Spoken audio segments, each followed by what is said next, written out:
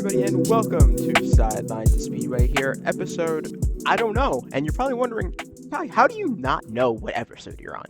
That's like such a normal thing to know. You're the host, you're supposed to keep up with this stuff. And I'll tell you bluntly, Thanksgiving break really caught up to me. As you could tell, it caught up to both of us. We didn't even record last week. You guys got a week off from hearing me and Parker go back and forth. Just thought we would talk about that to start the show off. But before we go into any football, like we usually talk about on our Wednesday posts here, Parker, did you enjoy your Thanksgiving?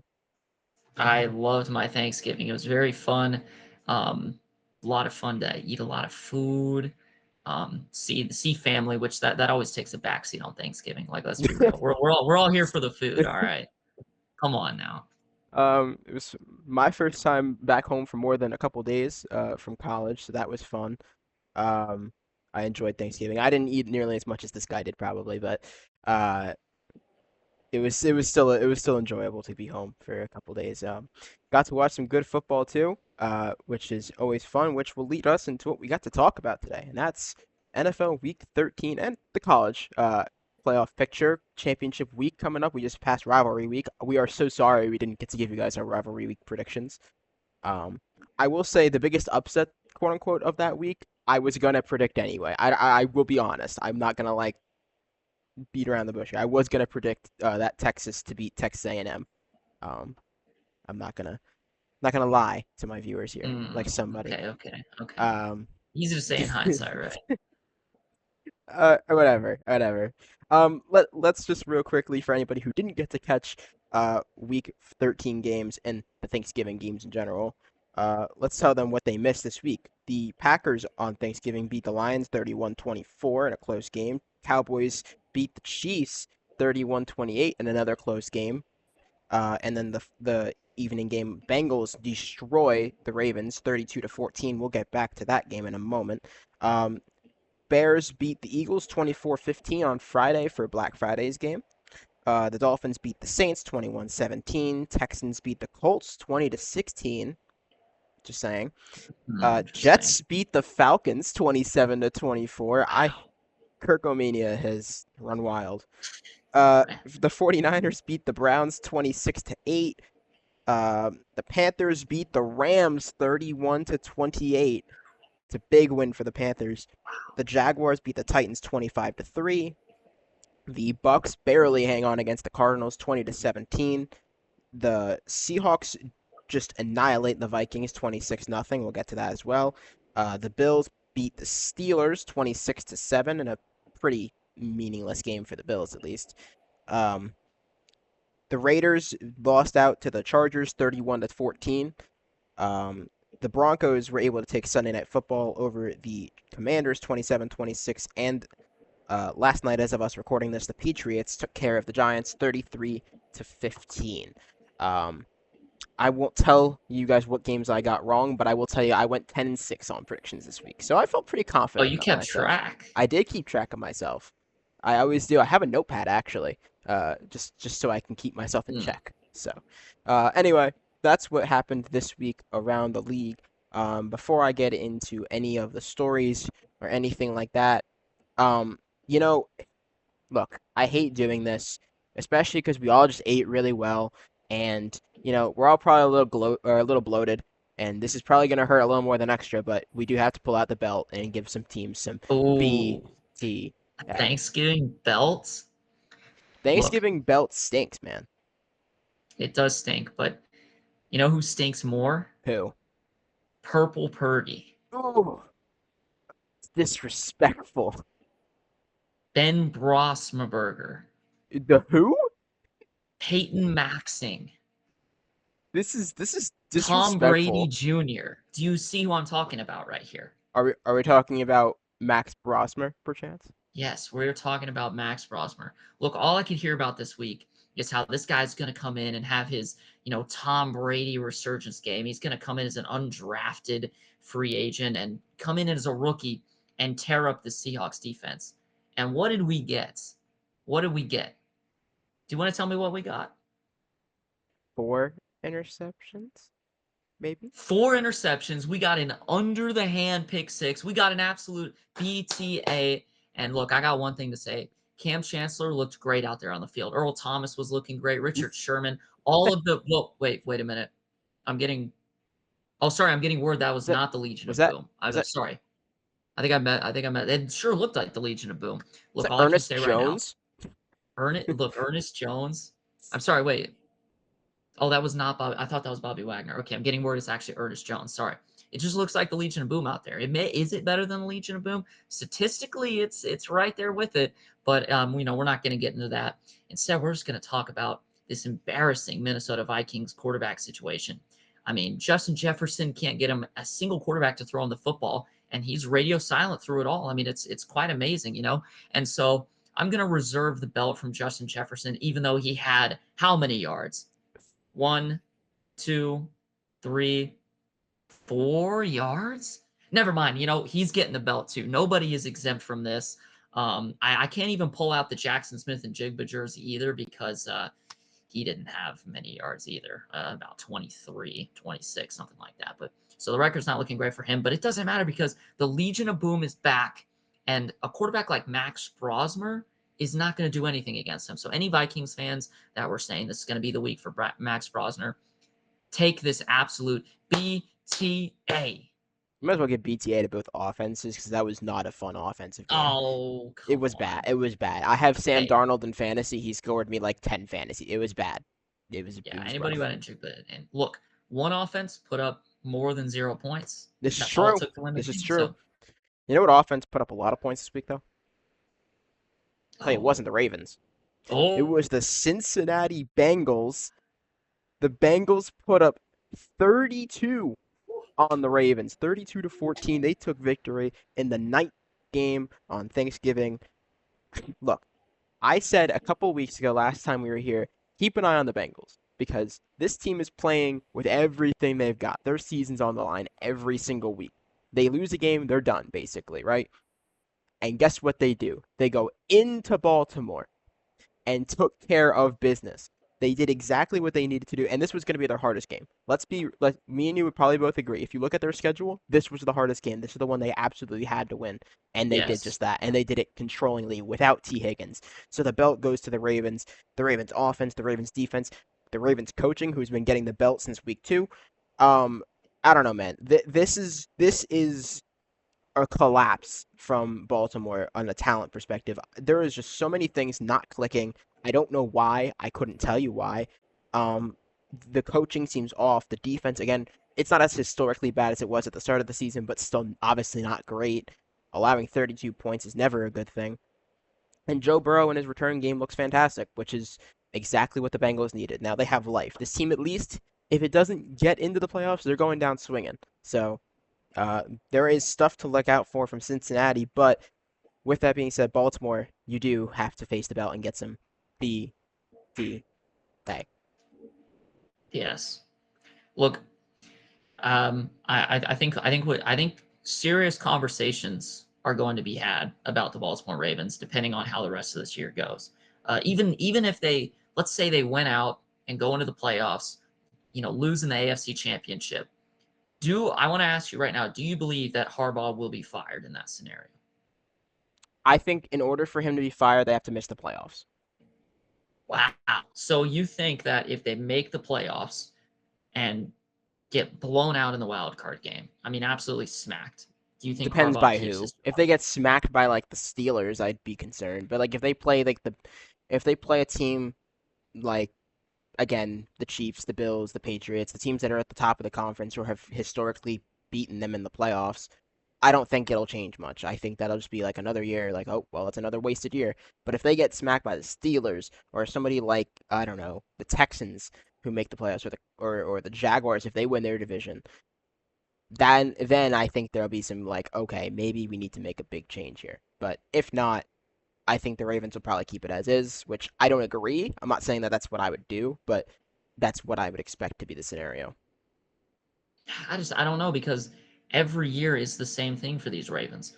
They'll either have a really good regular season, maybe an underwhelming regular season, but no matter what happens, the moment they get into the playoffs, they lose. That doesn't matter whether it's to the Chiefs, the Bengals, the Bills. I mean, they lose every time they get into the playoffs, And I don't know if I've ever seen a team. Well, I have seen a team, the Pittsburgh Steelers with Mike Tomlin, but I don't know if I've ever seen a team and quarterback combo get this many playoff opportunities and they lose each time, no matter how good their regular season is.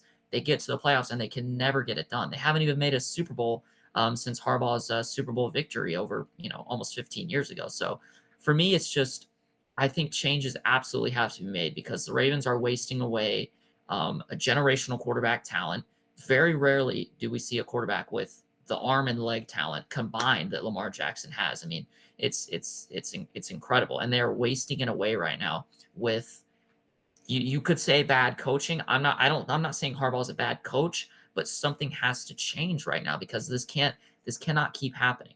Lamar is almost 8 years into his career now and has yet to even make a Super Bowl, and that's completely uncalled for.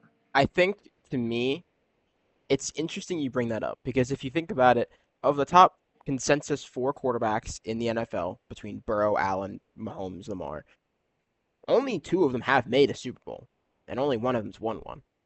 So obviously, in that regard, Mahomes is leagues and bounds above the other three. Burrow's made a Super Bowl, but he's only made two playoff appearances. Allen has more playoff appearances than both of those other two quarterbacks, although he hasn't made a Super Bowl and has come dangerously close to. Lamar has not beaten any of those other three quarterbacks in the playoffs. In fact, he has lost to all three of them, I believe, in the playoffs. Maybe not Burrow, but he's definitely lost. He lost to Allen last year, and he lost to Mahomes, I think, twice in the playoffs. So I don't know. I'm like I look at this, and I'm like, if we're talking about top quarterbacks in the league, everyone loves to talk about the attributes and all the skills that Lamar has, which they're great. But at what point does success have to matter when we're ranking these players? And not only that, when does success have to matter when we're talking about coaches? And this doesn't just go for John Harbaugh. I'm talking about Sean McDermott as well. But when does success have to matter as a coach? Because I feel like there has to be a point where you have to at least be successful. The only reason Mike Tomlin is allowed to do what he does with the Steelers is because of his resume. Go look at like if Mike Tomlin was, I don't know, like Adam Gase. I'm sorry, that's a horrible example, but just bear with me. If it was Adam Gase, do you think the Steelers would have given him more than 3 years at finishing 9-8? No, definitely not. It's because it's Mike Tomlin, so they'll let it happen. Yeah. So my point stands. When you have a winning culture, then I can allow it. But McDermott, Harbaugh hasn't won in 15 years. McDermott's never won a Super Bowl. So and Zach Taylor. Oh, don't even get me started. But Oof. all three of them, I think they're all on hot seats because you have to beat the Chiefs. You have to go to the Super Bowl, and this is the year. We say it every year. This is the year to do it. Like seriously, this is the year to do it. Yeah. But anyway, I did want to actually point your kind of discussion about the Ravens. I want to point it to the Bengals a little more actually. Um, with that win, they are now sitting at what? Is it 4-8? Yes. So they need to win out, but they can win the division. Do you see the path? I'm not asking if you think they will or won't, but do you see the path for it to happen? I think there's certainly a path for the Bengals to make it. I think more than anything, it's winning the division. I think getting a wild card at this point is going to be very hard, almost impossible. But they're 2 games out of the division, and they've already beaten the Ravens. They still need to get the tiebreaker over the Steelers, but the division is out there. It's more than ready for the taking. So, and you could argue they might have the best quarterback of those three, which is a crazy when you think about that quarterback trio of Aaron Rodgers, Lamar Jackson, and Joe Burrow. Burrow has played the best so far this year. I think there's serious concerns about Lamar, at least as of lately. He See, hasn't been good the last few weeks. it's crazy to say Burrow's play. I'm not saying you're wrong. I just think it's crazy to say Burrow's played the best this year when he's only played 2.5 games. Yeah. Hey, he's 3-0. I mean, This is true. This is true. But continue. yeah. So I don't. I'll put it this way. I don't think the Bengals are going to get it done, just because they still have some divisional matchups against the Steelers and the Ravens, and I think it's very rare in the AFC North for a sweep to occur, no matter who it is. It's hard for people to sweep the Browns. So sweeping Joe Burrow and the Bengals, that's going to be, or Joe Burrow and the Bengals sweeping somebody else is going to be tough. I think I don't necessarily see them sweeping against the Ravens, but unfortunately, that's what they have to do to make the playoffs. They can't afford one loss. So, is it possible? Yes, but I don't see it happening. I want to throw this out here. Let's just really quickly run through. They have 5 games left. Let's look at the Bengals' opponents for the remaining 5 games of this season.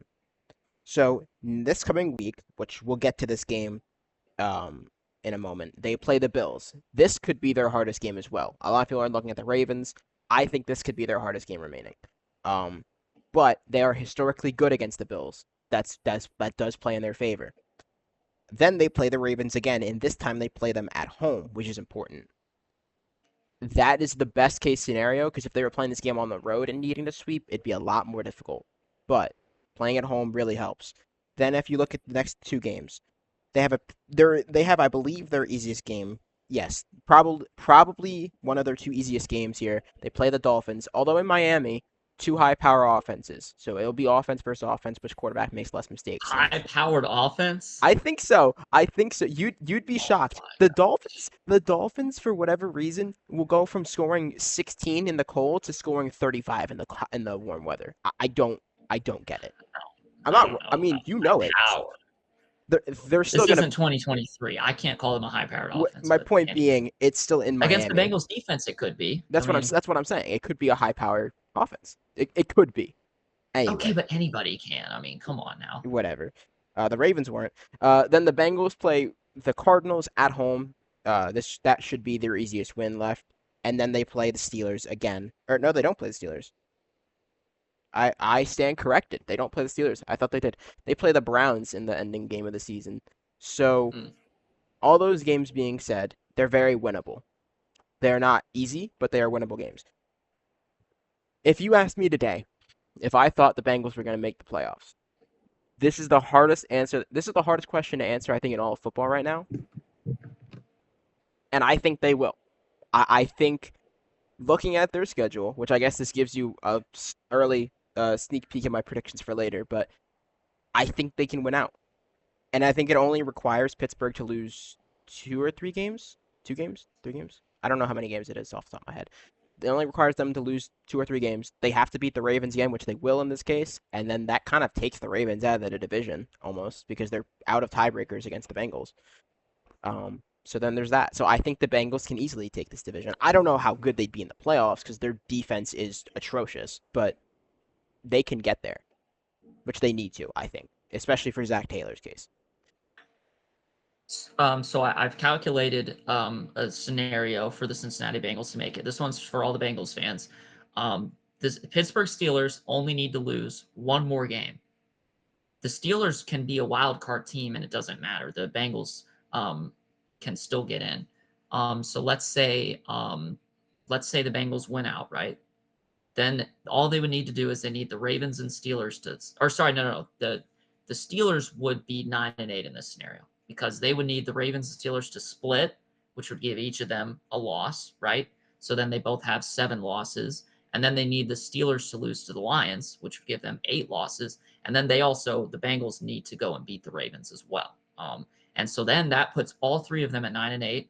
And guess what? They have the tiebreaker over both teams to win the division. Steelers could still get a wild card. Ravens could still get a wild card, but it doesn't matter. The division goes to Cincinnati in that scenario. And that's what they need. So yeah, that all they need is to win the division. It will be ugly, no doubt. 9-8 making the playoffs, but it's crazy We've seen because worse. yeah. Well, it's not only have we've seen 7-win teams make it, but not only have we seen worse, but I think you and I can both agree that if the Cincinnati Bengals or the Baltimore Ravens, if either of them win the AFC North with 8 or 9 wins, I think we can both agree that they're a huge threat in the AFC. No matter how bad their regular season was, they're still a threat just because of the quarterbacks. They will be a threat. I don't know if if they'd be a favorite by any means, Not a favorite, no. but they could easily when you have a top 5 quarterback in football, any game is technically winnable, in my opinion. So yes, I'd say they are both at least threats to knock off any team in the playoffs, especially in the AFC. Oh my gosh, especially in the AFC. Um, Yeah. but speaking of the AFC, I think there is a certain Thanksgiving game before that we should talk about. Yeah. Look, it's funny that we talked about AFC teams getting in all they have to do is make it, and they'll be huge threats. In my opinion, there's an AFC team out there that has a 500 record, and I believe that if they win out and make the playoffs, they are the Super Bowl favorites, not just a That's contender, what's the crazy to favorite. me. And it's the 6-6 Kansas City Chiefs who take another tough loss on Thanksgiving. And everybody, including me, is just waiting for the Chiefs to come in and take over. When are they going to kind of put the season in their hands? When are they going to? Because it feels like they've been in the passenger seat all season long. There was a point earlier where, we were kind of like, okay, they're really getting their season back on track, when they beat the Lions. They had that loss to the Jags, and it feels like that kind of took them back off course. And then now they're losing games against Denver and Dallas, and it's like these are games that historically in the past they've always won, always, but not this year. It's just something is a little different this year. What do you think is missing for Kansas City, and do you think they can make the playoffs? I think they can make the playoffs. I'm not concerned about them making it a wild card, which is crazy for me to have to say in that sentence, but I do think a wild card is very much in reach. However, I think what's missing for them is just I think they're overexposed.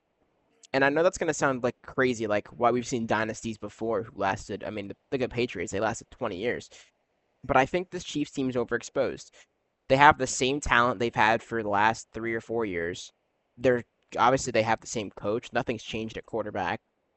Their defense has, if anything, gotten worse. I think this team is the exact same team we've been seeing the past couple of years, and it's finally catching up to them. I think they're still. I mean, they have Patrick Mahomes, so they're obviously going to be in contention if they make the playoff. But because of they are forced to rely on him for the first time in a while because this team just is not it they're you watch game film on them from any sort of year that you want in the last 3 years and you know what you're watching. It's the same thing. So I think if they fail, they lack in the surprise factor, which in football matters. You have to be able to catch a team off guard with play style, and they can't do it because they're full of older veterans and a very very limited amount of younger players. So I think they kind of suffer from that. I think that's their biggest flaw. I mean, look at the teams that have beaten them. All the teams that beat them have really evolved in the last like year or two. Every other team that's lost to them has kind of had the same similar identity, except the Bills, of course, beat them. I mean, the Bills always beat them in the regular season. So all those other teams, though, they beat have been the same the past couple of seasons. The teams that they lost to have not. So I'm just saying, just keep an eye on that. So I think the Chiefs are going to win out and make the playoffs. I'm gonna set that stage very quickly. That way, if they do it, I'm right, and if they don't do it, then I'm wrong. Definitively, I'm not gonna leave it open to discussion. I believe they are making it. I think they win out and get in because I do believe that the Chiefs have a dynasty, and I'm not sure if a dynasty is able to. So if they miss the playoffs, it's likely going to be with 9 or 10 wins. And it's very rarely that we see a dynasty have a year like that. The only year that the Patriots really It was had the that one was when year that, Brady was hurt. yeah, Yeah, so like Brady was out and they still won 10 games and barely missed the playoffs. So this year they have Mahomes, Andy Reid, Travis Kelce. There's no excuse. All the pieces for the dynasty are there. But let me tell you the one thing that I think is making the difference for the Kansas City Chiefs, and we talked about it a lot in the offseason, is um, outlying statistics being brought back to the median. And let me tell you what I mean by that. Last year, the Kansas City Chiefs, undefeated in one-score games, had double-digit oh, one-score it's games, that's almost unprecedented in NFL history. That just never happens. And it's funny because throughout the offseason, I was talking about the Washington Commanders. I think that they're going to come back down to earth because they were winning a lot of one-score games. I think the Broncos are going to come back down to earth. I'm talking about all these things when in reality, the whole time, the team that we were all missing, the team that actually is coming back to the median, is what we thought was an unstoppable dynasty in the Kansas City Chiefs. Last year, they won all those one-score games. Let's take a look at what they've done this year in one-score games. You know how many one-score games they've won? I'm guessing two, Just one against just one. Indy. Wow. Only one-score game they won, and it needed to go to overtime to win it. Other than that, 6 losses in one-score games. They are 1-6. All of their losses have been one-score games. Buffalo, one-score loss. That was their worst loss. I don't think they were ever going to win the Buffalo game. But let's take a look at their other losses. LA Chargers, they need a stop at the end of the game, can't get it. they lose a game that they easily could have won. That's one loss that they could have gotten. Jacksonville Jaguars, another one where Mahomes throws a rare pick six on the goal line. That's another loss that easily could have gone the other way. Philadelphia Eagles, another one-score loss. Mahomes throws that pick on the goal line that Kelsey should have caught, and instead goes from a touchdown for Kansas City to a pick. There's 3 one-score losses they could have won. Denver Broncos can't get off the field on 3rd and 15, something Kansas City's so good at, couldn't do it. 4 one-score losses that easily could have been flipped. And then their 5th game, the 5th loss against Dallas, again, 3rd and long. Kansas City's always so good at getting out off the field on 3rd and long. Not this year, though. They have all those penalties. 5 one-score losses. Any one of them could have gone the other way. The Kansas City Chiefs are a few plays away from being 11-1, but instead they're 6-6. So it's just the one score, their success in one score games has been brought right back down to earth, and I think that's their issue this year. Inevitably, it has to happen, but you do have to remember who their quarterback is if you think they'll miss the playoffs. So, and not you in particular, of course, but anybody at home, anyone who thinks they'll miss the playoffs, remember Patrick Mahomes is still their quarterback, and since he's become a quarterback, he has never missed the playoffs. Let alone has he never missed the divisional round or the conference championship game, for that matter. Never missed a conference championship. He's only lost in that game twice. So yeah, we'll see if that narrative continues or if they'll get back to going in the win column. Another team I wanted to go back to. I mean, so you know how you talk about historically like winning one-score games and just having all the luck. A team that encapsulated the opposite of that was the Bears last year. They lost so many games that were one score. I can think of the game to the Lions where Matt Eberflus, to this day, I think still has that timeout. Yes. Yes. When is Ben Johnson going to be able to use that? Like, dude, surely he's waiting for the playoff game. Hey, you have 4 timeouts. He's waiting for the playoff game. I guess so, yeah. I can't blame him. I'd wait for the playoff game, too. Yeah. There's that. They lost the Hail Mary that Jaden Daniels had with the Commanders. Those are just the 2 that come to mind off the top of my head, but they had a lot of one-score losses, and look at what's happened to them. They have had a lot of comeback wins with Caleb Williams this year.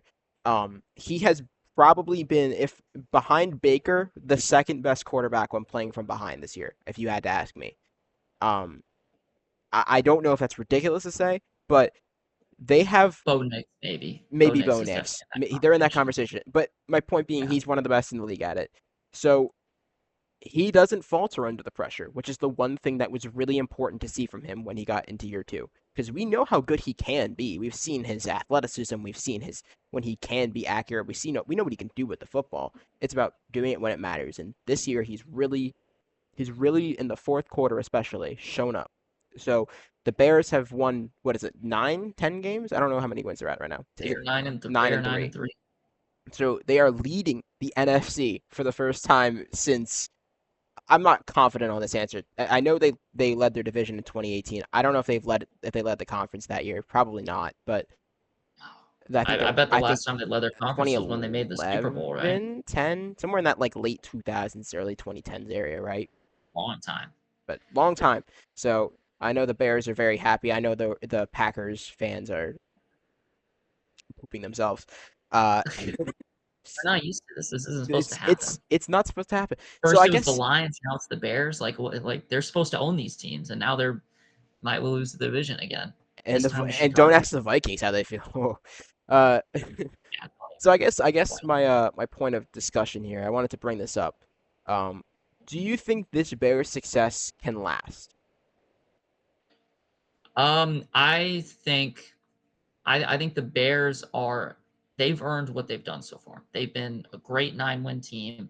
They've beaten the Eagles, but I have similar concerns to them that I do the Denver Broncos.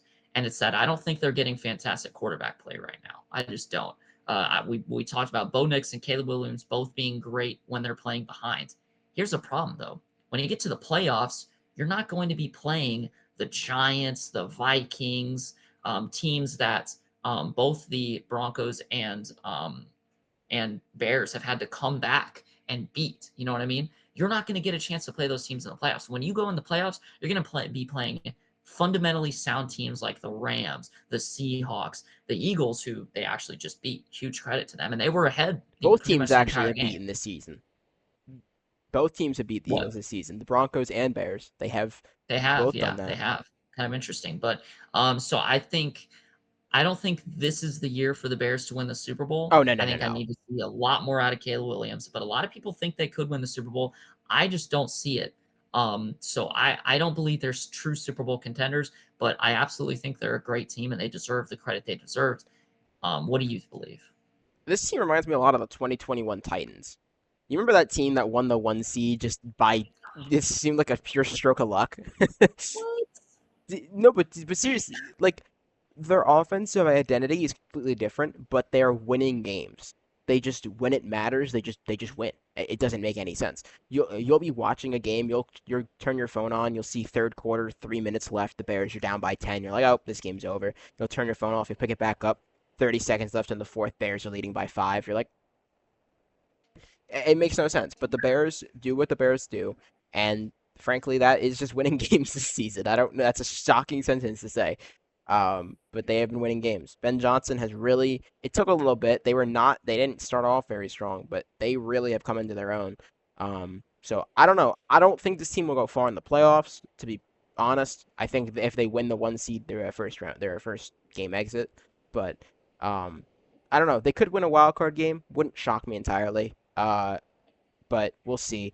Will say I am happy for Bears fans because I know they have been waiting a long time to see their team be this good. So, um, Yeah. we'll see We how know what that. happened last time they were this good. Yeah, I'm sure the Eagles still haunted them. I'm sure that win felt very nice, actually. Yeah, Uh, yeah. so, So on the other end of that game, I think now it's a fair question to talk about Philadelphia. Do you believe that this is a repeat of 2023, or do you think that they're on the right track and just are having a couple oh, bad games? Because this is a little concerning. I think the question's more for you because you're asking me. You know how I feel about the Eagles. I told you I've been saying all year they're an inconsistent team. They've played a couple consistent games, last couple of games, and then they went right back to what I've said for the most of the season. I will ask you instead. Do you think Okay. this is a relapse of 2023, or do you think that they have just hit a fork in the road? I believe this is gonna be a massive hot take. I believe that Nick Sirianni. I think the Eagles win despite Nick Sirianni. I'll put it that I way. agree. No, I I think the agree. I think a lot of people are going to hate it because Nick Sirianni historically is one of the best coaches of all time. You know, he's a Super Bowl winner. He has a fantastic look. It I know, sounds I know, crazy. I know, I You know. say this Like to any the Philly fan, and they'll numbers. throw the same stats at you: winning percentage, Super No, I Bowls. know. Nobody else has done it like him. The numbers say Nick Sirianni's like top 10, but he's not. Yeah. Here's the problem I've had. This is the Philadelphia Eagles. Um, in 2022 made the Super Bowl. Next year they have this ridiculous end of the year where they go 1-6, or sorry, 1-5 in their last six, I believe. But whatever it was a ridiculous end of the year. They get blown out in the wild card rounds, and it's not a good look at all. And people forget Nick Sirianni's head was being called for at this time. Everyone's like, he needs to be fired. He needs to be fired. Next year comes along. They start off the year slow. Same conversations are being had, but it doesn't matter because then they end up winning the Super Bowl because Saquon goes crazy. Now this year, Saquon Barkley is not going crazy, and now they're losing football games. And there's something that here's a comparison that I want to draw to you. The Kansas City Chiefs right now are 6-6 and having the worst year they've ever had under Patrick Mahomes. How much complaining do you hear coming out of that locker room? Littleton, I have literally heard None. none. Like There none. is no complaints. And you know why? Because they have a coach that keeps the team and keeps the culture under wraps and knows how to keep his team focused and motivated. Now let's take a look at the Philadelphia Eagles, who, by the way, 2 wins better than the Chiefs. They're having a much better year than Kansas City. Leading their division. Yeah, even when they were 8-2 and were the number one seed and looked like the biggest threat in the NFL, all we were hearing about is complaining from the locker room and complaining from AJ Brown. Why is our passing game not working? Is this a Jalen Hurts issue? Why can't we get anything going? If the Philadelphia Eagles had a serious head coach, they would be able to keep that under wraps and keep them motivated. Instead, these issues are leaking out into the media, and I don't think that's okay.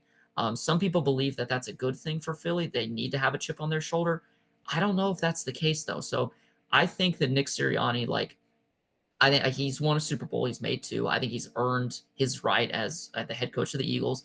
But if they have another year like 2023 this year, and then they don't recover it with a Super Bowl appearance in the next season, because that's the thing is when he has a bad year, at least he's able to recover. But if they have two bad years in a row, I'm out on Nick Sirianni. He's got to go. I was out in 2023, and here's why. You want to know what the one really interesting report that I saw? He said this himself in an interview recently was Kevin Patullo, who everyone is calling the head for, right? Like, oh, why is our offense doing this and this and this and this? While I don't think he's great by any stretch of the imagination, Nick Sirianni himself said that he was doing play calling for the Eagles. He said that himself. He said he designs the plays, he calls the plays. Kevin Patullo is basically just a representative at this point. Meaning, all the offensive struggles run through Nick Sirianni. You want to know what it wasn't last season? It wasn't Nick Sirianni's offense. It was Kellen Moore's. And look at where we are. Look at the difference. Think of 2022. Shane Steichen, that was his offense. That team goes to a Super Bowl. Steichen leaves, that offense takes a huge drop. Nick Yeah. Sirianni is not a play caller as an offensive mind. He's not, because look at what happens. If he didn't have some of the coordinators he had, I genuinely believe he would not have a job as the Eagles head coach right now. I don't. Wow. It's an interesting report. I've never heard that. I will send you it once we get I off hope you of. didn't get. I hope you got that from a credible source. No, I will send it to you after I'm very interested to see I will that. send that to you after we finish here. But Okay. yeah, no. So I all that being said, I don't trust Nick Sirianni. I've never trusted him. I have always said that he will keep his job there as long as he keeps winning because he's winning. But he's not winning right now, kind of. He's like is, but he isn't. And if the team struggles next season, then there's a real problem. So, and trust me, the Philadelphia area is not the one you want to make angry. But No. there's one last piece of this game before we kind of move on here. I wanted to ask you. It's a question I actually do have for you. So we talked about the Chiefs, we talked about the Eagles. We didn't talk about the person in the middle here. And that's the Cowboys. This Cowboys team is actually only 2 games behind the Eagles for the division. Now, Yes. I'm not asking you, do you think they'll win the division? But do you think that there is a real chance the Cowboys are going to, with what we thought would be a huge step down, still make the wild card? It is very unlikely, but there is certainly a chance now.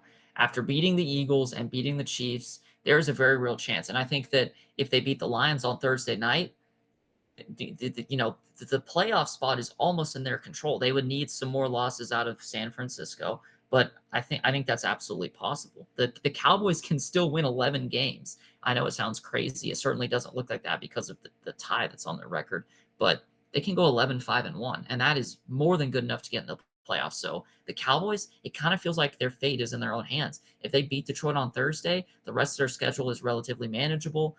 Even Detroit is not a massive, opponent right now, but I believe it's their hardest game remaining. So they could easily win out, and that's good. That's It probably good enough for them to get into the playoffs. it also depends how the Packers play, because the Packers no longer in control of their division. If the Packers continue to kind of do this wishy-washy thing, the Cowboys are on a hot streak. Although they did literally and figuratively tie. Yes. uh, it would be an interesting conversation to have then. The Cowboys, Packers, 49ers, 3 historic franchises all fighting for a wild card. I'm just saying, don't rule it out. Do not rule that out. Hmm. Um, and the Panthers, which I leads me into this last part of the conversation I wanted to go to. Just beat the Rams, the Wow. team in the Yes. NFC.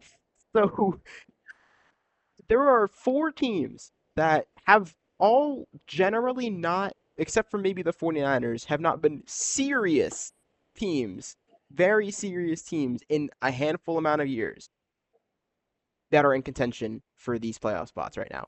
And although I don't think any of them technically, if you want to be technical with it, should be in the playoffs, because I think all of them have played as subpar teams, one of them has to make it. So I guess I'm asking you, with the Panthers winning, and they're now still only half a game out of the Bucks, do you see a world where Carolina makes the playoffs, and do you think this is a bad sign for the Rams? So with Carolina, I don't think they can get the wild card. However, I do think they can win that division, which would, of course, get them in the playoffs. Tampa Bay, I'm not sure what happened to them over the last couple months. They are ridiculously injured, and I think the injuries are starting to catch up to them. That could be part of it, but it's they cannot really win a football game right now. They have 2 wins since that loss to Detroit. You know who they're against? New Orleans, and a 3-point win against Arizona. This is like the Tampa Bay does not look good. Carolina looks miles better right now. And you know why it's even more up for grabs? They still got both of their division games left to play. It's really So funny that they did the this. Carolina Panthers, their fate is in their own hands. If they can beat the Bucks twice, they're in the playoffs. I heard They will make it. I heard rumors that Rod Wave is going to become an assistant coach on the Panthers so that they can. What? Have you not Why seen do you have that? the most random Have you not seen that? articles ever? Because no, it's not a real I have thing. It's actually that seen that. no, because he called Bryce Young, and both times he's called him, Bryce Young goes out there and ball. Bryce Young had 3 touchdowns, no picks on the Rams. That's a really good defense to do that too. I'm Yeah. saying it's not like they just played, I don't know, the Cardinals and dropped 4 touchdowns and 300 yards. Like, no, that was a serious defense and a serious team. And Matt Stafford, which I guess leads me to the other part of my question for you. Matt Stafford had 2 picks in the first half. He did. He had 2 picks. One of them was a tip and was not his fault. The other one, he just simply kind of misread the situation, threw a pick six. And so Matthew Stafford, and then he had the fumble at the end of the game to cost them. So 3 turnovers. He has lost his MVP lead. I believe if I were to vote right now, the entire season I've been a Matthew Stafford MVP believer. He's been number one on my voting ballot. Not anymore. Drake May has now overtaken him because Drake May has not had a game like this. And when he does, you could argue the Cincinnati game was a little questionable, but guess what? He won the game. Matthew Stafford had a questionable game against Carolina and lost the game. So I think you can get away with having some turnovers as long as you're still winning the football game. That was not the case this last Sunday. So I have some concerns about the Rams. Not much though, just because I believe that they were kind of due for a bad game. Um, but they still the number one seed is still in play. They play Seattle later on in the year, so if they beat Seattle, they pretty much win the division. You know that's going to solidify them at the top. Um, and then and then for the 1 seed, they would need Chicago to drop a game, which I think is pretty And likely. Chicago has Chicago has a rough schedule to end the season. yeah, they do. They play the Packers. They play it twice. They play the Packers. They play the Lions. So the Bears have a lot of big They also play divisional the games Niners. coming up. Yeah, they play the Niners. So the Rams have they still play Seattle, and the Bears have a bunch of tough games. So all the teams that they're fighting for the 1 seed, they have a good chance at beating all of them. So I think the Rams are okay. I don't have any long-term concerns about them. So I think they're fine. I don't think they're the best team in the NFL anymore. I think that belongs to a team up in the Pacific Northwest. That's such a like. You know what? I'm not gonna. Oh, We're not okay. gonna do that. No, I'm All not gonna right. argue with you. But I will say my one piece before we kind of go on to our predictions for this week. I think the Rams are going to be the reason that they don't make it to the Super Bowl if they don't. They have by far just the most complete roster in the league. Like if you ask me, I think the Eagles are more talented, but I think top to bottom, look at the roster. The Rams are just the most well-rounded, no issues on or off the field. That's just the best roster, right? However, the very few games they lose, look at the game to aside the game to the Eagles, look at the games they lost. They lost to the 49ers on a very, very questionable sequence of plays. And then they lost, obviously, to Matthew Stafford fumbling the football, which, again, Matthew Stafford's a great quarterback, but this was always the reason. Games like this are why he was never considered the best quarterback in the league, because he'd have just a game or two where you just like, the what just happened? And that just never happens. That's why he's never won an MVP and all these things like that. So I don't know. We'll see. They will be their biggest downfall if they are to be a downfall this year. I will say that.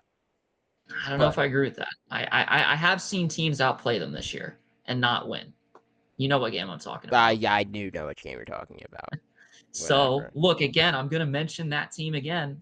Not to be a homer, but I think the Seahawks can absolutely give them a run for their money. If both of them play their best on the same day, if Sam Darnold played his best on that game a couple weeks ago, the Seahawks If he played his worst aside that game, he would yeah. win that If he throws game. 3 picks instead of 4 picks, he probably wins. But so I think, and I also think, obviously, if the Chiefs get in, they can beat anybody. But Yeah, well, yeah, I just I meant in the NFC in particular, but yeah. In the um, NFC, I could see that. we'll see. But let's look ahead to Week 14. It is a big week. There's only 5 games left before the playoffs now, so these games really matter. You can't really afford to lose, at least unless you're a tanking team, which please lose. I'm begging as a Giants fan, please lose. Well, let's look ahead here though. So Cowboys play the Lions in Detroit. Detroit really needs to win this game, but Dallas does as well. Who do you got your money on? Detroit needs a win, and you know what they don't do, at least what they haven't done under the Dan Campbell era? They don't lose 2 weeks in a row. I think they're going to win this game in Detroit on Thursday Night Football to kind of right the ship a little bit. Yeah, I think Detroit, who I think is at this point kind of fighting for a wild card spot, like kind of like on the brink of it, they're gonna win this game though. I'd be shocked if they walked away at this game and they didn't find victory. So give me Detroit to win. I think it's definitely close. How about Uh, this? I'll give you. I think Detroit has a 60% chance of winning. I'm I I give Dallas about a 40. I'd be shocked not because I think they are so much better than Dallas. I'd be shocked because I don't think they would let themselves lose to the Cowboys again after the last time that they played. That's my more thought. Yeah, I mean, I think it's a big game to determine like how good the Detroit Lions are under Dan Campbell, just as like a potential dynasty, not necessarily a dynasty, but like how good they be going forward. If they want to be as good as the Bills or the Chiefs or the Eagles, the guys who are perennial favorites, if they want to establish themselves as a perennial favorite, they need to win games like this. And so I think if they lose, I'm kind of out on Detroit being like a year-to-year contender. We'll see if that window has passed. Um, Moving on to the Sunday slate, Tennessee heads to Cleveland in what might be a horrendous game to watch. I'm sorry for either of you guys who watch this game, either of you guys as in fans. Give me Cleveland though, because they're at home and they're just a better Yeah. team. Miles Garrett will eat up that offensive That line. might be I nine feel bad. sacks. That might Yeah, I feel bad for Cam Ward, man. He has a rough game coming. It won't be Miles his Garrett. fault. I will say before I move on, Miles Garrett is actually having a historical year. If anyone has actually looked, he is on pace to break that sack record and convincingly. He is having a Yeah, great year. monster year. Um, Seahawks go into Atlanta, who just lost to the Jets. So I give me the Seahawks. Look, yeah, give me Seattle. If look, if they lose this game, I will not be on this podcast next week after how much I've been talking them up. I can't do that. Give me Seattle here. The Colts go to play the Jacksonville Jaguars in Jacksonville. Now, this is what's important about this game. This game on paper, you're just like, oh, it's just the Colts versus the Jags. You'd be shocked to know this game will determine who leads the division. So if Hmm. Jacksonville can come away with it, they will lead the division.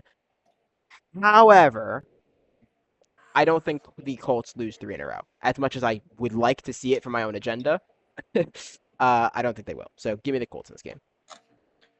This is an absolutely massive game. If the Colts win, they have a 90% chance of making it. If they lose, drops to 50. So this is absolutely massive for their playoff chances. And going into Jacksonville, I think they're going to continue this downward slide. I do think that the Jags are playing a little bit better right now. So I like them to get it done down in Duel. Like it gets worse Hey, every time you do it, it's been man. a while. I had to bring it back. They've been doing so good. Like, you have to. That's why they're gonna lose. Nah, just if they lose, I'm actually blaming it on that. We'll have a conversation about this next Come week. on. It's gonna be in the meeting. The Commanders play the Vikings in Minnesota. This might be the worst game of the week. Like, it's bad when you have two bad teams playing each other, but it's worse when you have two teams without their starting quarterbacks playing each other. So, the Vikings play the Commanders. I'm just taking the Vikings because I think they're just the better team, I guess. So, give me Minnesota in this case. Yeah, the Commanders are showing signs of life as of late. They took Denver to overtime, but I think going against that Minnesota pass rush, which actually the scoreboard doesn't show it, they destroyed Seattle. They got It after was bad. Darnold, they forced him to have a ridiculous game. JSN finally had his first bad game of the year. So the Vikings defense is tough, and I think the Commanders are going to struggle against it. So I see Minnesota actually picking up that win. I'm gonna skip that game for a split second here. New Orleans goes to play Tampa Bay in Tampa. I'd be shocked if Tampa lost this game. I know it's hard to sweep a team, but I this is the worst Saints team that they've had in like years. So give me Tampa Bay. Yeah, I like Tampa in this one. This would be catastrophic if they lose. Especially considering that the fact that the Panthers would take the division lead on a bye week. That would be horrible. Yeah, yeah. Um, Another afternoon game. Steelers go to play the Ravens in Baltimore. This is big for both teams because if the Steelers win this game, they take a really controlling good spot when it comes to making a playoff push. However, if they lose this game, they've put themselves in a really 50-50 situation. Mm-hmm. What would their record be? I think if they lose this game, would they be 500? No. Would Oh they? my, never mind. What? I was Oh, trying to lead you into a a 9 and never 8. mind. All right. Oh wait, they'd be 6 and okay. All He right. almost said Yeah. the thing. Yo, Yeah. no. I Well, I hate don't, them. I don't I know can't their believe current record. Honestly, I have they're not 6 and looked. 6 right Yeah. Okay. I figured that that's where you were going with that. I was trying to now. avoid whatever. All right, all right. Look, Uh, I got the Ravens in winning this one Baltimore. Yeah. I in Baltimore. I think they usually split the series, so I think I I'm leaning know. Baltimore to win the one at home. That's what I'm thinking too as well. So I'll take Baltimore in this game. Um, 1 o'clock. AFC East matchup. Dolphins go to play the Jets. Both are coming off a win. Both on hot streaks. Give me the Jets just because they're Ooh, playing okay. at home. I don't think in the December cold is Tua gonna win a game in New York. So, uh, give me the Jets. Wow. All right. Well, yeah, I do have the Jets winning in this one just because divisional games between two teams that are like there's not a lot of discrepancy between Miami and New York. Like, let's be real, they're pretty similar to each other. So I see them splitting the series and New York getting the one at home. The Jets at 4 wins somehow. Look, Impressive. they have the same. They would have the same amount of wins as the Bengals, assuming they lose this week. So there you That's go. insane. Um, I skipped this game for a moment because it's the last 1 o'clock game I wanted to talk about. The Bills at home try and beat the Bengals. If the Bills win this game, they'll all but lock up a playoff spot. I mean, they will probably get one anyway, but they will almost confirm it this game. However, I said earlier that Cincinnati was going to make a push, and I think that it has to come with a win here, which it does. So, give me the Bengals to beat the Bills, and honestly, a really one-sided game. The Bengals always play one-sided to the Bills. They always kind of just have their number, and I don't see that being different this week. This is one of the biggest games of the year. I'm just gonna be real.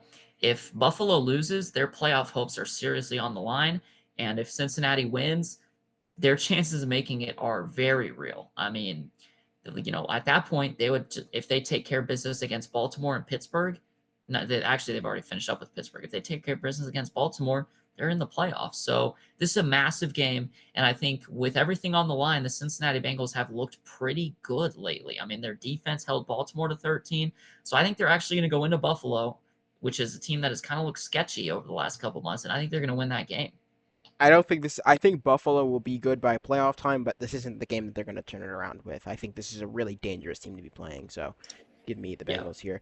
Let's move to the afternoon slate, or well, the late afternoon slate, I should say. Uh, Broncos go to Vegas to play the Raiders. If you think the Broncos are taking their third loss here, you're wrong. Give me Denver. You're not taking. You're not. Look, what do they say in Las No, Vegas? we're not doing that. What It's a happens in roll of the Vegas? dice, right? What It's a roll of happens the in Vegas dice. stays in Vegas. Is And that? look, with the Denver Broncos, their whole season has been kind of a roll of the dice. It comes down to a 2-point play against Washington, comes down to a blocked punt against Las Vegas, comes down to a safety against the Jets, comes down to a 19-point comeback in the fourth quarter against the Giants. It's a roll of the dice when it comes to the Denver Broncos. And when you go into Las Vegas, what happens in Las Vegas stays in Las Vegas. I think they're going to be rolling the dice against a breakout quarterback. Maybe he's going to have his first breakout game of the year in Geno Smith. We'll see. I actually think that the Las Vegas Raiders are going to come in with a massive upset and win this game against the Denver Broncos. What a motivational speech. What a round of Oh, applause. I thought you were gonna Bravo. give me Bravo. credit for that. What Okay. motivational speech. And- No, I'm not hyping you up on that. No. Oh, oh. You just no, give me Denver. No, I'm not You just watch out. Well, you were not ready for uh, this Las Vegas win. whatever. Um the Rams head to Arizona to play the Cardinals. If I feel like if this game was a lot earlier in the season, it'd be a different result, maybe, or at least close to a different result. But no, the Rams are going to take care of business. They will beat the Cardinals. Yeah, they need to have a bounce back week, and I think they will. I see LA winning this one. Chicago is going to play Green Bay as the last late afternoon game. Chicago, if they can win this game, will effectively kind of take control of the division.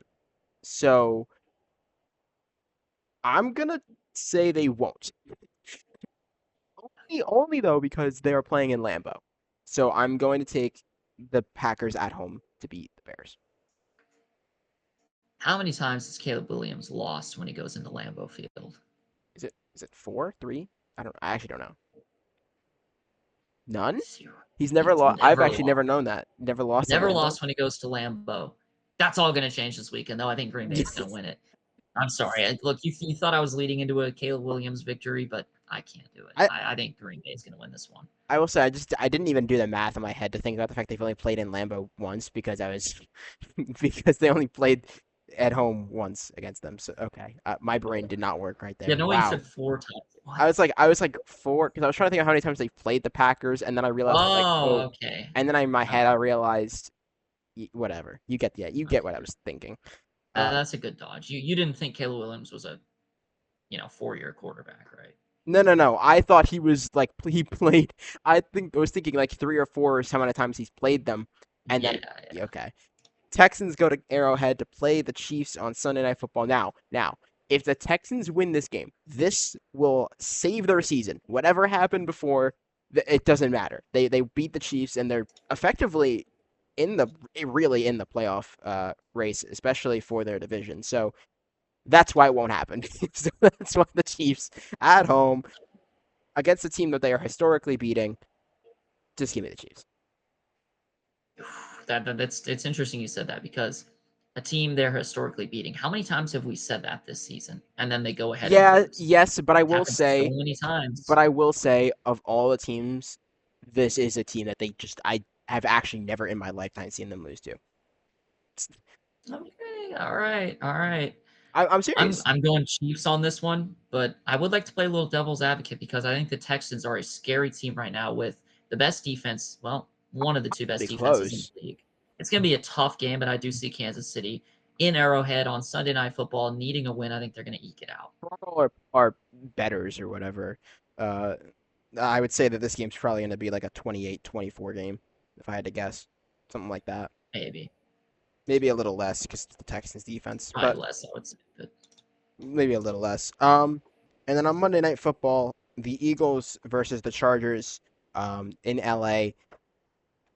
I have a feeling that the Eagles are going to have a field day with the offensive line that is left of the Chargers, which is going to lead me to taking the Eagles in this game. yeah, I like the Eagles to win this one. They need a win to get back on track. I don't see them losing 3 in a row.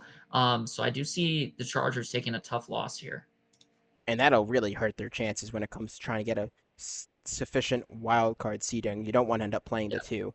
Um, but let's switch gears here. Did you catch Rivalry Week, perchance? I caught a good amount of rivalry week. Look, it was a little bit of a much more dull, sad rivalry, knowing that Georgia Tech had almost nothing to play for. Yeah, You no, know, we were all for the really entire season, we thought a playoff spot was going to be on the line. And look, they made it close because Georgia always makes it close, right? Tech had a chance going down at the end. Not really a chance, but, it was a one-score game. Whatever. They didn't win it. So I was sad about that, but it is what it is. running through the results from this past week. Utah took care of Kansas, which okay. Uh, Ole Miss beat Mississippi State, and Lane Kiffin's uh last game with Ole Miss, which we'll get to that in a moment. Uh, Georgia as we said, just beat Georgia Tech. That was a close game, as it always is, except for when they play uh, Texas, apparently. Yeah. Texas, speaking of, beat Texas A&M, who was going to be going to an SEC championship game. They're not. Uh, Indiana beat Purdue convincingly. Arizona beat Arizona State. Ohio State beat Michigan for the first time in 5 years, which Yeah. I know you picked Michigan to win this game a while ago. I don't know if you were still thinking that entering this week, but Not this week, but at the beginning of the season, yes. Miami took care of Pittsburgh. That is not a rivalry game, but okay. uh, Texas Tech beat West Virginia in a shutout.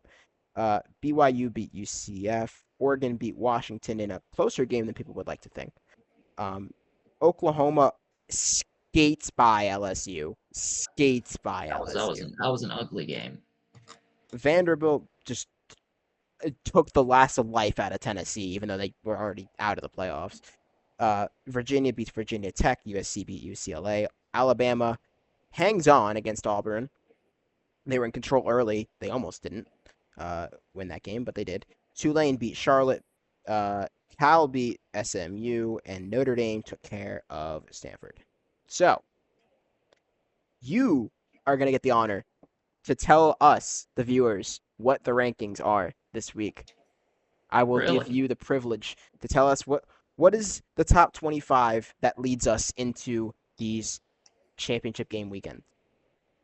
All right, here we go. I'm going to do it just like you. I'm going to name the top 25. You tell me when to stop. Here we go.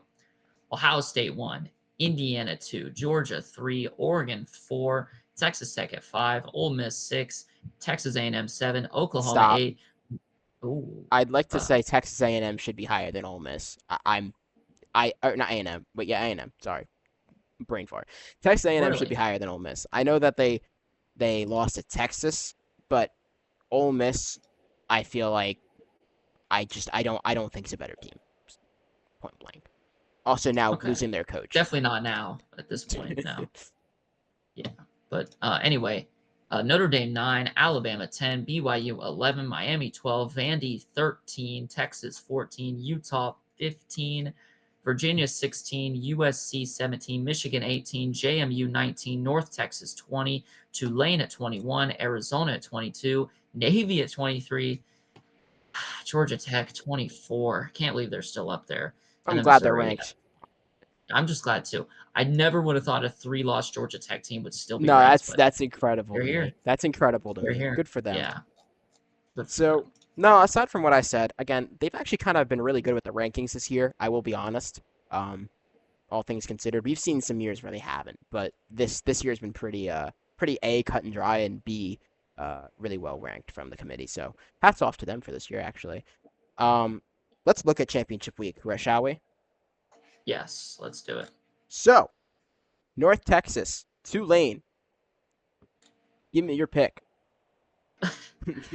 I guess I'm gonna go Tulane on this one. I mean, North Texas has a fantastic offense, and by the way, great hire by Oklahoma State. Are, By the way, are you can telling we give them a round of applause for that? are you telling me you're not a huge AAC fan? Yes, you are right. I, Look, I'm going Tulane on this one, but I'm actually just gonna disagree with you. Not only just because I want to disagree, but because I actually think otherwise. I do think North Texas will win this game. I okay. think they will take the AAC. I think this will be a fun game though. If anyone gets the chance to watch this on Friday night, they absolutely should. Um, Yeah, we're all watching the AAC championship, well, that right? should be a fun game. I do think it'll be a fun Yes. offensive game for anyone who wants to just watch like 50 points put up a Yeah, piece. That'll be fun. BYU goes to Texas Tech for the Big 12. the rematch. Look, I've been a big believer in BYU all year. In the first matchup between these two, I did have BYU winning, but Texas Tech has just looked kind of unreal lately. I actually do think that they're going to sweep BYU this year and win both games and win the Big 12 championship. Do you think that knocks BYU out of the playoffs? See, that's the tough thing because, like, I don't feel like you should be penalized for losing Losing a it in the championship. championship game. So I don't know what they're going to do. I would I definitely think it not do depends who that. else loses. probably. Yeah, yeah. We're just gonna have to see the other games, but I would prefer them not to miss. I think Texas Tech will take the W here as well. I think they're going to solidify themselves as the as a first round bye. So good for them. Yeah. Uh, let's get this big game out of the way early since we get to see it every year. Georgia, Alabama, SEC title on the line. We were so close to getting a different matchup, but it's inevitable, isn't it? Um, I'm glad we got it. That's all I can say. do you think Bama beats them twice? Kirby Smart has one kryptonite when it comes to football. It's not close games. He loves close games. He'll get as close to that as he can. But there's one thing that he just cannot quite touch, except for that one national championship a few years ago, and that's the Alabama Crimson Tide. But what do the Alabama Crimson Tide not have anymore? Nick Saban. They don't have Nick Saban. And although DeBoer has fared well the last couple matchups, I believe that Georgia and Kirby Smart, that's the best coach team pairing in college football right now. And so I think in this SEC championship game, I think Georgia is going to go in and they are going to win it. And Kirby Smart is finally going to defeat his Crimson Tide demons. I agree. I don't think it's. I don't think Alabama's going to sweep them, especially how the game ended this year, when they played in the regular season. So give me Georgia. I think they'll take the SEC title. I do think this will be concerning if Bama loses, because they'll then be a three-loss team technically, if they lose this game. So I don't know if that'll affect how they make the playoffs. They probably will still make it, but just worth mentioning. Yeah, they'll still make it, I believe. But I can't believe. I'm sorry. I can't believe that the ACC title game is what it is. Have you seen it? yeah, Duke, Virginia. Okay. Can we just take a moment to acknowledge the fact that in football, the ACC title game has Duke in it? Yeah, look, I mean, what did were they like playing basketball or something this year? Like, how did this happen? I have no Give me idea. Virginia. Give me Yeah, I mean, yeah, Virginia. give me I'm Virginia. kind of gonna beat around the I'm bush. not entertaining the idea of Duke winning, but just can we like how are they here? Yeah. Hey, credit to him. I do wish it He's was got Georgia Tech versus Virginia. I think that actually would have been a really good game. Um, but not to be, not to be. Oh, but guess who's not here though? Everybody's picked to win the ACC this year. Where are the mm, Clemson Tigers? Clemson. Look, all I can say is anybody who had Clemson, high in their rankings, anybody who had Clemson, I don't know, third in their rankings before the season started, you're an idiot. Like, who honestly thought they're going to be that good? Go Like, back come on. and watch the first video, guys. I just go back and Don't watch watch the that. first video. Go Don't back. watch the first video. Now here's my Um, now anyway, this is the best game of the weekend right here. What we're about to talk about. Big Ten, Indiana, Ohio Ohio State. State and Penn State. We all knew this was going to happen. Look, they have been the best two Big Ten teams all year. Coming into the year, we all knew that Oh, sorry, I forgot again. Penn State's awful. Sorry. Ohio State, Indiana, go. I keep Respectfully, we forgetting. made Go. it to 500 somehow. I don't know how, but we did it. We did it. This bit's never gonna get old. I'm gonna use it till the end of time. I hope you know. What happens if we actually win like 11 games next year and like are good again? Then the bit just Dies. takes a hibernation. No, that doesn't die. It'll be back. Just Whatever. a Anyway, slight hibernation. but on a serious note, Indiana goes to Ohio State. Well, goes? Are they playing in Ohio State? Yeah. Look, Indiana has had a fantastic season. They beat Oregon earlier this year, which I give them massive props for. That's maybe the biggest win that a college football contender has had so far this season. Unfortunately, though, the Big Ten championship is a very high stakes game, and I believe Ohio State is the best team in the country. I'm not saying they're necessarily going to win the national championship, but I do think they're going to win this Big Ten championship game. I just think Ohio State looks pretty unstoppable right now. I'll ask you a question. Oh no! All What right, is what what is the big like what's the most overused story like type of story in just anything that could be writing in movies? Just what is it? It's it's a certain type of narrative. Do you know? I'm not sure. It's David versus Goliath, right? I was about to say that. It is No. no, it is David versus Goliath. So Indiana is basically trying to build something to be a serious team for the future. They are a serious team now, not by any stretch of the imagination, or they're not, but they are trying to realistically become a powerhouse team, right? That's what they're trying to do. Winning this game, to me, would cement them as a team that could build for the future and be a serious contender year in, year out. However, if they get smacked in this game, it will be a bad look. That would kind of put a dent in that, right? They're really fighting for their future more than their present, I feel like. And because of that, I'm taking Indiana. I think Indiana is putting everything on this game. I think that their season rides on it, honestly. They'll go to the playoff, of course, and they'll have I'm sure a first round win. But I think if they can win this game and take home field in the college playoffs, do you know how electric that stadium is going to be? Very I think electric. this is the most important game for Indiana in that school's history. So give me Indiana. I think they take the W. I don't know if they win the national championship by any stretch, but I think in this game where they need to win to really cement themselves as the top team that they can be, they'll do it. So give me Indiana. If you mentioned David versus Goliath, you want to know the biggest David versus Goliath game in maybe college football history? Hmm. You want to know what happened in that one? Georgia TCU. Let's not get into that. Let's move on to the next. I feel like that's a That's straight just Indiana. that's just Indiana not is even fair. I mean, like no, that's not fair. That's not fair. I'm Georgia sorry, was Indiana. to, That's a straight. to be blunt, that Georgia team would be most college teams all time. I'm be honest. Yeah, And that TCU team, I can't. That yeah. is just It's no, it's a I disaster. wanted to mention before we go off air here. I wanted to shout out James Madison for just continuing to defy logic when they continuously just somehow win games. I don't know how they do it. That team, that school. When you think of like football schools, I don't think of James Madison, but they're good at it. They're really good at football. So They've wanted been to give doing them it their for a couple flowers. years now. Got to give them credit. Gotta give them their flowers. But that's all from me. Do you got anything else here? I will say this: JMU is what Liberty thinks they are. You know I what I agree. mean? I agree. Like that's the gold standard that Liberty thinks that they can achieve. JMU is actually just doing it on a yearly basis now. So there you go.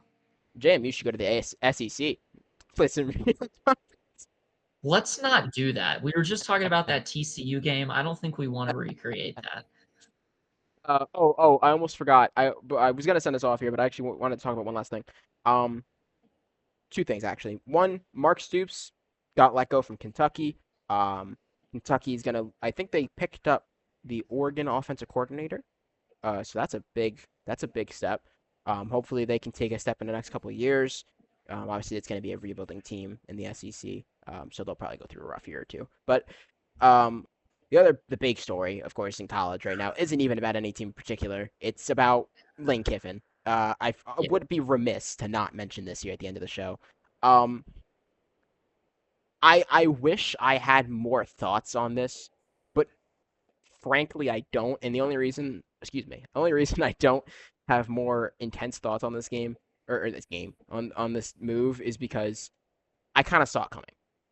Like, think about it this way: if I offered you to go on to, um, if I okay, so like let's say you're going wherever you're going to school right now. If I offered you such and such amount of money to go to our school to purposely even though you have to rebuild, like you have to restart your grades from scratch, right? Would you not take that offer if it's a better school? If you gave me $30 million, yes, I would probably That's my take that. point, right? So Yeah. like it's the same idea. Lane Kiffin, who obviously had a culture here at Ole Miss, they were great, right? I mean, well, I think they're a little over. You get my point. They're a great team. He takes the offer to go to LSU. I'm not shocked. I mean, I'd take the pay raise. The one thing that does stink is that all those players who spent all that time with him and working to make that program the best year they've ever had, it means nothing. Now they are going to be a first round exit, whoever they play, because they don't have a coach. So that just stinks. That stinks. I feel bad for everyone on that team. Um, I I hate the fact that we're about to see that team just basically be nothing now because they're all going to leave, right? Like nobody's going to want to play for a team they don't know who's going to be the coach of. So We'll see. We'll I see don't how that goes. I don't know. It might put a chip on the players' shoulders, and they're like, "Oh, Well, we're gonna win despite losing Lane Kiffin." But I'll leave us on this note. I completely understand Lane Kiffin leaving for the money. I mean, it makes sense. You know, that much, that's a life changing move. You know what I mean? It's what you have to make. But I can also understand completely the Ole Miss fans. I mean, imagine building a culture for what 5 6 years now with this guy. They've been built to themselves up to a top SEC contender, a team that could have won the national championship this year with Lane Kiffin, could still maybe win it without him, although I think it's unlikely. And so I completely understand all the frustrations. And I think that's kind of why, like, we haven't seen Lane Kiffin, like, call out the fans for flipping him off and all that, because I think he deep down understands their frustration. And he obviously wanted, now, of course, it's easy for him to say that he wanted to play the playoff games. Ole Miss is not letting him. Obviously, that's not going to happen. And so he's saying, "I wish I could have, done the playoff games with my guys." Who knows if he actually would have done it if he was given the chance? We'll never know. But it's just I understand both sides of the coin for sure. I will say though, I saw his interview, one of his press conferences at LSU. Um, he said he didn't look at the money at all. He says he has no idea his contract, which I find to be complete BS. I do not buy No, that. why else would he leave? That is, Why else would he go I from honestly, one SEC school to another? I don't buy that because while you think to your everyone's like, oh well, the ceiling's higher at LSU because they have more money and they can get more recruits because it's LSU. I'm like, guys, Lane Kiffin's still Lane Kiffin. He will get most players that he wants. Unless Kirby Smart or Ryan Day calls your phone, Lane Kiffin's the next best coach in college Yeah, football right now that you would be like, Dan Lanning. I'd say maybe he's probably yeah, ahead of Dan him. Lanning. Yeah, Besides those three, if Lane Kiffin called my phone and I was a college athlete, I'd be like, or a high school athlete, I'd be like, yeah, I'll go play for you wherever you're going. Just tell me where you're going, right? So I think it's more of a Lane Kiffin thing than a LSU thing. That's why I don't. That's why I was hoping he'd stay at Ole Miss, but um, I can't blame him. I don't fault him for his decision. I just wish he picked otherwise. But that is the last thing I had to talk about. Do you got anything else? that's all I got. We are all of us are rooting for a good AAC title game this week on Friday.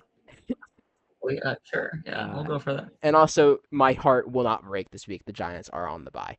So, with that being said, I have been Mekhi Winfrey, joined by Parker Merrey once again. And as always, we will see you guys next week to cover how the college championship games went. Only 4 games will be left in the NFL regular season. So don't go too far. And oh, don't worry, we won't be taking another hiatus on you guys. So No, we will see you guys next time or the same time next week. Thank you guys so much for joining. thank you guys.